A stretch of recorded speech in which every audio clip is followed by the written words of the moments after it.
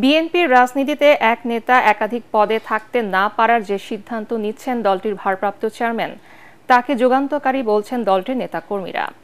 তারা বলেন, এক নেতা এক পদ বিধান কার্যকর হলে দলের সাংগঠনিক কার্যক্রমে আরও গতিশীলতা আসবে। এস.এম. আশরাফের রিপোর্টে বিস্তারিত।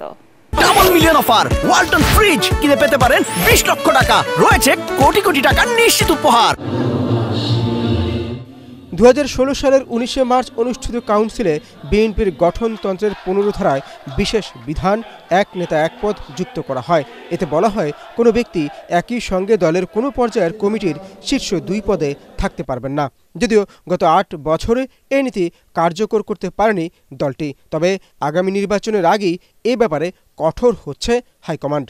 গত 17 বছর এই দলের উপর দিয়ে যে অত্যাচার গিয়েছে, তারপরেও এই দল বর্তমানে যে মেরুদণ্ড সোজা করে বাংলাদেশের আপামর জনসাধারণ মাঝে একটা আশার আলো সঞ্চারণ করে দাঁড়িয়ে আছে, এটাই সুক্রিয়া।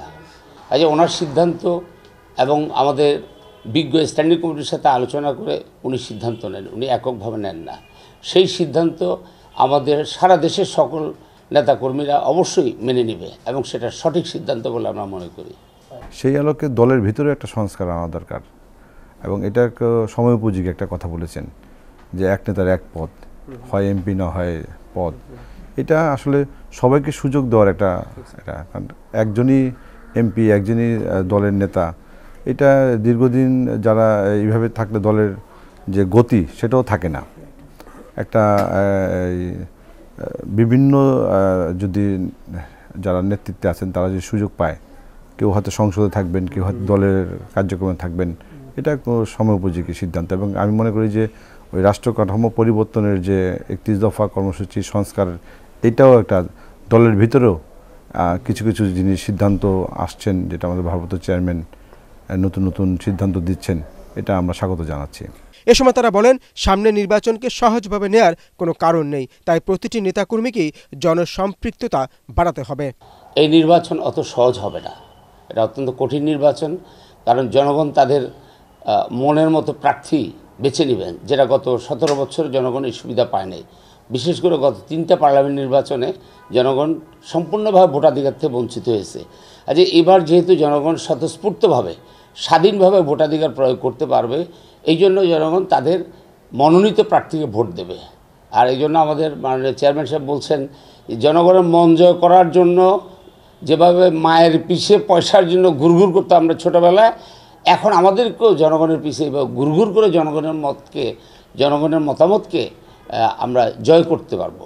নির্বাচনটা হবে নিরপেক্ষ, এই নির্বাচনে প্রভাব বিস্তার করার কোনো সুযোগ নেই এবং জনসাধারণ বিভিন্ন আঘাত প্রতিঘাতে তারা প্রকৃত প্রার্থী বাছাই করা শিখে গেছে এবং এবারের নির্বাচনে সেটা প্রতিফলিত হবে।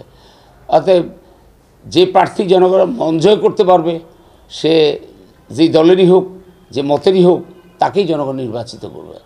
এত বড় বিপ্লবের পরে এই বিপ্লব তো একটা বাংলাদেশে যে ভাষা আন্দোলন হয়েছে সেটাও কিন্তু এত লোক আত্মহত্যা দেয়নি, 90-এর আন্দোলনে কিন্তু এত আত্মহত্যা দেয়নি, এইবার যে আত্মহত্যা দিয়েছে, তাহলে এইটার অবস্থা তো অবশ্যই একটা চ্যালেঞ্জিং।